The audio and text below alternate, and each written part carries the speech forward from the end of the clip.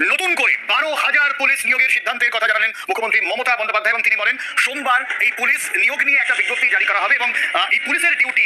আমাদের বাংলার প্রিয় ভাই ও বোনেরা, তোমাদের জন্য খুবই খুশির খবর। তোমরা যারা যারা পুলিশের স্বপ্ন দেখো তাদের জন্য একটা সুবর্ণ সুযোগ। মুখ্যমন্ত্রী কালকেই যে ঘোষণাটা করলো, পুজোর আগেই তোমরা দেখতেই পেলে, পুজোর আগেই কিন্তু 12,000 রিক্রুটমেন্ট, 12,000 পুলিশের যে কনস্টেবলের যে রিক্রুটমেন্টটা কিন্তু হতে চলেছে। এবার পরে কি হবে না হবে সেটা পরেই দেখা যাবে। কিন্তু তোমাদেরকে তোমরা যারা যারা নতুন, মানে এই পুলিশের কনস্টেবল সম্বন্ধে কিছুই জানো না, মানে সম্পূর্ণ সিলেবাসটাকে জানতে চাও, আর কালকে কি আপডেটটা হলো, অফিসিয়াল যে আপডেটটা পুলিশ রিক্রুটমেন্টে কি অফিসিয়াল আপডেটটা হলো, সমস্ত কিছু আজকে ভিডিওতে বলবো। তোমাদেরকে টোটাল সিলেবাস তোমাদের জন্য রেডি করেছি। মানে এক কথায় এই ভিডিওটা তোমরা যদি কমপ্লিট করো তাহলে পুলিশের এই যে পুলিশ কনস্টেবলের জন্য যা যা দরকার, মানে প্রথম থেকে একদম তোমার জয়েনিং পর্যন্ত, মানে ইন্টারভিউ শেষ পড়া হওয়ার পরেও ফাইনাল লিস্টে কী করে নাম উঠবে, সমস্ত কিছু আজকে এই ভিডিওতে আলোচনা করবো। আশা করছি কোনো রকম কোয়ারিজ তোমাদের মধ্যে থাকবেই না। তবুও তোমাদের মধ্যে যদি কোনো কোয়ারিজ থাকে তাহলে অবশ্যই কমেন্ট বক্স থাকছে, কমেন্ট বক্সে তোমরা কমেন্ট করবে, তোমাদের যা যা প্রশ্ন সেগুলো বলবে। তো আমি অবশ্যই তোমাদের কিন্তু কমেন্টে রিপ্লাই দেওয়ার চেষ্টা করব। তো চলো আজকে সমস্ত কিছু তাহলে আজকে জেনে নেওয়া যাক। আর এছাড়া একটা বিশাল বড় কিন্তু একটা পরিবর্তন এসছে, সিলেবাসে একটা পরিবর্তন এসছে। তোমরা অবশ্যই ভিডিওটি দেখবে, কোথায় ছোটো ছোটো জিনিসগুলোকে বলছি সেগুলো কিন্তু অবশ্যই তোমাদের কিন্তু জেনে রাখতে হবে। তার না হলে কিন্তু তোমাদের পরীক্ষাতে কিন্তু অসুবিধা হবে বা পরীক্ষা ঠিক মতন পাসও করতে পারবে না। তাই তোমাদেরকে অবশ্যই বলবো প্রথম থেকে ভিডিওটি শেষ পর্যন্ত অবশ্যই দেখবে, নয়তো কিন্তু তোমরা কিন্তু বড় একটা ভুল করবে। তাহলে চলো শুরু করা যাক। প্রথমে যেটা বলছি, WBP মানে West Bengal police constable syllabus 2024 and exam pattern. তোমাদের এক্সাম প্যাটার্ন নিয়ে আলোচনা করবো। সিলেবাস টপিক, সিলেবাসের কী টপিক থাকছে, মানে 2024-25, যেহেতু রিকমেন্ডটা সম্পূর্ণ কমপ্লিট তো 25 লাগবে, ঠিক আছে। এবার দেখো আবার নতুন নিয়োগ যেটা হলো, প্রায় কত 12,000 কিন্তু তোমাদের জন্য নিয়োগ হলো, মানে বিশাল একটা, মানে আমাদের বাংলার ঘরে ঘরে কিন্তু পুলিশের চাকরি কিন্তু হয়ে যাবে এবার, ঠিক আছে। তো এর আগে যেটা মানে এখনও যেটা রিক্রুটমেন্ট বেরিয়েছিল সেটার এক্সাম এখনো হয়নি, তারপরে দেখো ওটা কমপ্লিট হতে হতে আবার কিন্তু 12,000 রিক্রুটমেন্ট বেরিয়ে গেছে। মানে এক কথায় তোমরা ফুল প্রস্তুতি নিতে পারো। আর তোমাদেরকে আরও অনেক ভালো ভালো কিছু আজ ভিডিওতে বলবো। তাহলে দেখো, মেন কথা হচ্ছে অর্গানাইজেশন, কোন অর্গানাইজেশন বা বোর্ড থেকে এটা পাবলিশ হয়েছে, West Bengal police recruitment board, মানে WBPRB, এটা কিন্তু খুব উল্লেখযোগ্য, PRB অর্থাৎ এটা West Bengal police recruitment board, ঠিক আছে। পুলিশ রিক্রুটমেন্ট বোর্ড থেকে কিন্তু এই মানে নোটিফিকেশনটা এসে, প্লাস আমাদের রাজ্যের মুখ্যমন্ত্রী মমতা ব্যানার্জিও কিন্তু এই টোটাল বিষয়টা কিন্তু জানিয়েছে, দেখতেই পারলে তোমরা। এবার পোস্টটা কি পোস্টে তোমরা কাজ করতে পারবে, WBP West Bengal police constable. এই কনস্টেবল পদে কিন্তু লাস্ট পর্যন্ত তোমাদের স্যালারিটাও বলবো কি পরিমাণে, এখন স্যালারিটা অনেক পরিমাণে কিন্তু ইনক্রিজ হয়েছে, বেড়েছে কিন্তু, ঠিক আছে। টাইপ অফ কোশ্চেন, তোমাদের কোশ্চেনের টাইপগুলো কীরকম থাকবে, অবজেক্টিভ টাইপ কোশ্চেন থাকবে, ঠিক আছে। MCQ মানে মাল্টি চয়েস কোশ্চেন, মানে 4টে অপশান দেওয়া থাকবে, যেটা তোমার সঠিক মনে হবে সেটা তুমি অ্যান্সার দেবে। এবার হচ্ছে ম্যাক্সিমাম মার্ক, ম্যাক্সিমাম কত মার্ক, 85 নম্বরের তোমাদের কিন্তু এখানে এক্সাম হচ্ছে, 85 নম্বর এক্সাম হবে। কোথায় কোনটা কী হবে অবশ্যই বলছি। আর 15 নম্বর কিন্তু পাশাপাশি কিন্তু 15 নম্বর তোমাদের কী হচ্ছে, 15 নম্বর কিন্তু তোমাদের 15 নম্বর কিন্তু তোমাদের অবশ্যই ইন্টারভিউ হবে। এবার ইন্টারভিউতে বেশি স্কোর পাবে কি করে, বা এই টোটাল মিলেমিশে টোটাল কি হবে না হবে সমস্ত কিছু তোমাদেরকে বলছি। আর তোমাদেরকে একটা বলি যে WBPর জন্য ফুল প্যাকেজ এই ভিডিওতেই তোমরা কিন্তু কমপ্লিট দেখতে পারো, কারণ এই ভিডিওটা তোমাদের সম্পূর্ণ রিসার্চ করে কিন্তু বানানো হয়েছে, মানে কোথাও কোনো পয়েন্ট কিন্তু ছাড়িনি ভিডিওতে। এবার পুজোর আগের কি রিকমেন্ড হবে কি না হবে, তোমরা একটু ধৈর্য ধরো, সমস্ত কিছু তোমাদেরকে বলবো। কালকে একটা কথা তোমাদেরকে বলে রাখি, অফিসিয়াল যে নোটিফিকেশনে যা যা বেরিয়েছে বা কি এখনও মানে আর কি গোপন অবস্থায় রয়েছে, আমি সূত্রের মাধ্যমে অনেক কিছু জানতে পেরেছি, এই ভিডিওদের মাধ্যমে তোমাদেরকে সমস্ত কিছুই বলবো, ঠিক আছে। দেখো এবার তোমাদের একটা এই বছর বিপুল একটা পরিবর্তন ঘটেছে WBPতে, নেগেটিভ মার্কিং। তোমরা যখন এক্সাম দেবে, ঠিক আছে, তোমরা এক্সাম দেবে কত, 85 নম্বরের এক্সাম দেবে। তোমরা যদি 4টে ভুল করে ফেলো, মনে করো 4টে ভুল করে ফেলছো, 4টে ভুল করলে কিন্তু 1 নম্বর তোমার কিন্তু কাটা যাবে। 4টে ভুল করে দিলে তোমার কিন্তু 1 নম্বর কিন্তু কাটা পড়ে যাবে। টাইম ডিউরেশন, তোমাদের সময় কত দেওয়া থাকবে, 60 মিনিট কিন্তু সময় দেওয়া থাকবে। কোনটার জন্য 60 মিনিট দেওয়া থাকবে বলো তো, 60 মিনিট মানে 1 আওয়ার কিন্তু তোমাদের সময়, মানে এই যে 85 নম্বরের এক্সাম যে দিতে যাবে সেটার ক্ষেত্রে তোমার কিন্তু 60 মিনিট সময় দেওয়া থাকছে। এবার কি ল্যাঙ্গুয়েজ তুমি এক্সাম দিতে পারবে, সেখানে তুমি যদি বাংলা জানো, একদম বাঙালি আমরা বাংলা জানি, সেখানে বাংলাতে তুমি এক্সাম দিতে পারবে। নেপালি যদি হও, নেপালি ভাষা যদি জানো তাও তুমি পারবে। আর তোমাদেরকে বলে রাখছি, তোমরা যদি নতুন হয়ে থাকো অবশ্যই আমাদের চ্যানেলকে অবশ্যই তাড়াতাড়ি সাবস্ক্রাইব করে নাও, আমাদের সদস্য হয়ে যাও। এরকম ধরনের হেল্পফুল ভিডিও কিন্তু কন্টিনিউ আসতে থাকবে, যেরকম অঙ্কের ভিডিও আমি তোমাদেরকে প্রোভাইড করি, রিজনিংয়ের ভিডিও প্রোভাইড করি, প্লাস কমিউনিটি পোস্টে দেখবে তোমাদের জন্য জিকে প্রোভাইড করি, মানে ইম্পর্টেন্ট যেগুলো পরীক্ষা আসার মতো, চাকরি পরীক্ষাতে সমস্ত কিছু তোমাদেরকে প্রোভাইড করছি।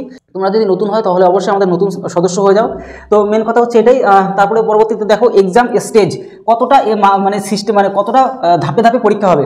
4টে ধাপ, 1টা 2টো 3টে 4টে ধাপে তোমাদের কিন্তু এক্সাম হবে। এখানে কি রিটেন এক্সাম, প্রথমে যে MCQ রিটেনের যে 85 নম্বরের MCQ এই প্রশ্নটা, মানে এই এক্সামটা হবে, রিটেন এক্সামিনেশন হবে। তারপর তোমাদের কি হবে, ফিজিক্যাল, যেটা তোমাদের PMT ফিজিক্যাল মেজারমেন্ট টেস্ট, ঠিক আছে। ফিজিক্যাল মেজারমেন্ট টেস্ট হবে। এটা কি তোমাদের বলছি এক এক করে। আর একটা কি হবে তোমার হচ্ছে পিইটি মানে ফিজিক্যাল এফিসিয়েন্সি টেস্ট, 4 নম্বর হচ্ছে ইন্টারভিউ। 15 নম্বর তোমাদের বললাম, 15 নম্বর তোমাদের ইন্টারভিউ হবেই হবে। এখানে কিন্তু ভালো একটা স্কোর যদি কি করে পাবে না পাবে সেটা বলছি তোমাদেরকে। এবার তোমাদেরকে একটা কথা বলি যে এক এক করে তোমাদের জিনিসগুলোকে ক্লিয়ার করে দিই। দেখো এক্সাম প্যাটার্ন তোমাদের কিরকম ভাবে থাকছে। ইংরাজি থাকবে তোমাদের কিন্তু 10 নম্বর থাকবে, ইংরেজিতে তোমাদের 10টা প্রশ্ন থাকবে 10 নম্বর, ইংরেজিতে 10টা প্রশ্ন থাকবে 10 নম্বর, মানে প্রত্যেকটা 1 নম্বর করে, ঠিক আছে।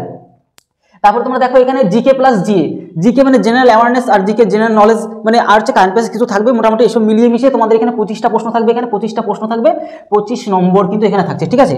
তারপরে দেখো রিজনিং বা জিআই যেটা আর কি, সে যে রিজনিং থেকে তোমাদের কিন্তু 25টা প্রশ্ন থাকবে, 25 নম্বর। তোমাদের একটা কথা বলে রাখি, রিজনিংয়ের প্রত্যেকটা চ্যাপ্টার ক্লিয়ার করানো আছে, মানে কনসেপ্ট সম্পূর্ণ রেডি, মানে একদম লো লেভেল থেকে হাই লেভেল পর্যন্ত সব ক্লিয়ার করে রেখেছি। এইটা তোমরা সম্পূর্ণ ফ্রি পাবে। আর দেখো এখানে তোমাদের ম্যাথ এখানে 25টা প্রশ্ন থাকছে, তোমাদের বেশিরভাগটাই কিন্তু পাটিগণিত থেকে পরীক্ষায় আসে, ম্যাক্সিমাম 99%ই প্রায় কিন্তু পাটিগণিত থেকে আসে, মানে তোমার পরিমিতির থেকে প্রশ্ন আসে না বললেই চলে।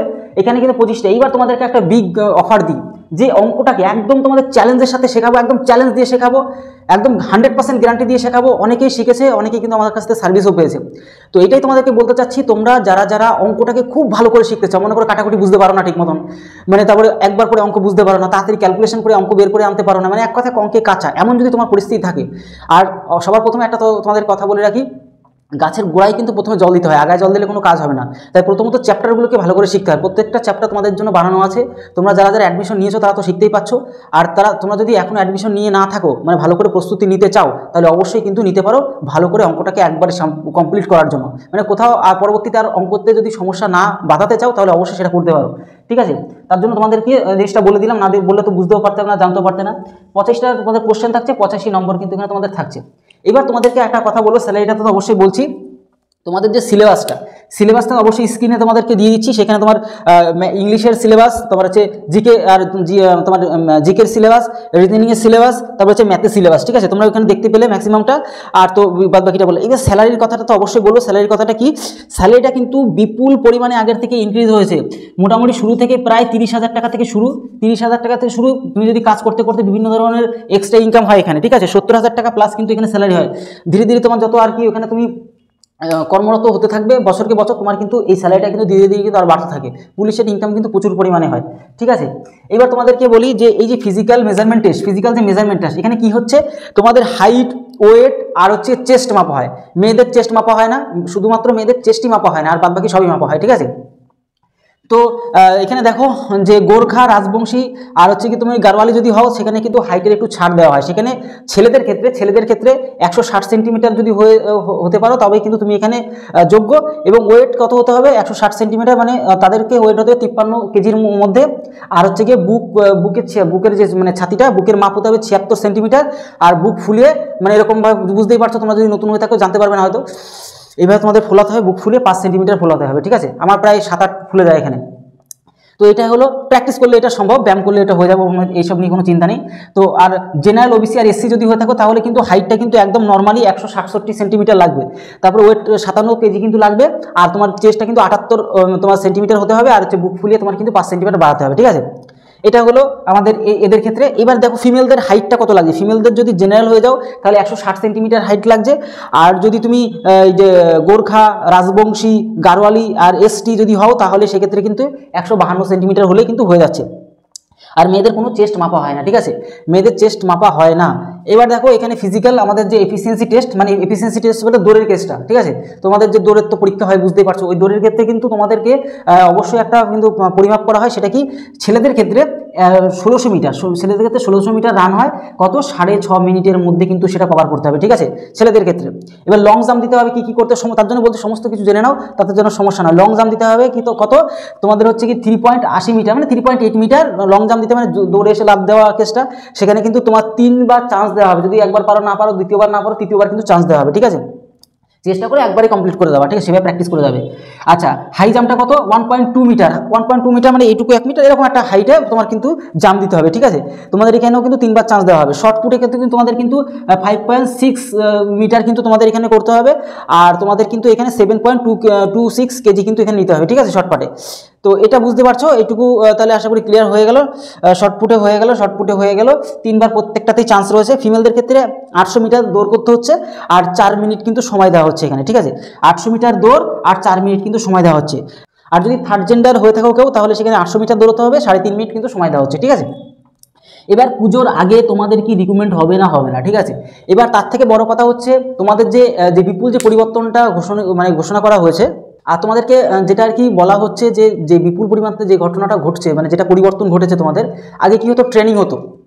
আগে ট্রেনিং হবে, তারপর তোমাদেরকে মেন কাজে কিন্তু কাজ করানো হবে, ঠিক আছে?